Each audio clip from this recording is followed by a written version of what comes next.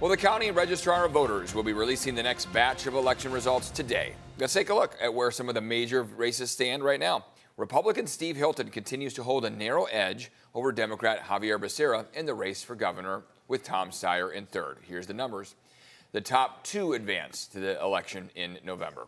The AP projects Jim Desmond and Marty Von Wilpert will advance to the November runoff in the newly redrawn 48th district. And in the city of San Diego, Measure A, which would tax homes left unoccupied for more than half the year, seems headed for a loss.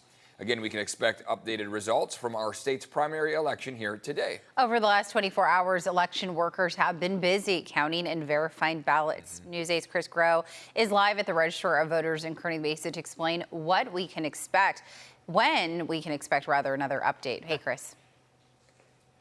Good morning, guys. Again, so often after that first batch of votes are released, the vote counts at 8 p.m. on Election Day, we hear from so many people, when will we be getting new updates? They click that refresh button a ton, wondering. Well, the Registrar of Voters says that this afternoon, sometime around 6 p.m., is when that next batch is going to be released. Now, the second most popular question that we get is then, why are we waiting so long? Well, a big part of this is that those votes that are released right at about 8 p.m. of Election Day, if it's a primary, if it's the actual general, those are often all of those mail-in ballots that were returned with enough time to have been counted and also have signatures verified and so forth. So those essentially have those ready to go. They're released.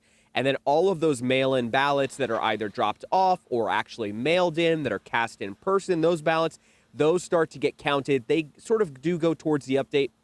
But then 6 p.m. tonight is when we expect to see a lot of those other mail-in ballots, once those signatures have been verified, actually get to be released. Now, more than 500,000 votes have been counted so far, another 375,000 to go. We spoke to the Registrar of Voters, Sean Brom, asked him about some of those questions about protocols for counting votes and so forth. One of the other questions that we get a ton is, what happens if you're hearing this story and you just realize, I forgot to sign my envelope? Are you out of luck? He says this will happen. As we notice that the mail ballot does not have the signature, within 24 hours, that notice is out to the voter, allowing them to have time to respond to us and get that ballot cured. Yeah, and they do have until July 2nd to go ahead and certify the election results. So they do have a deadline for which they try to get all of this done by.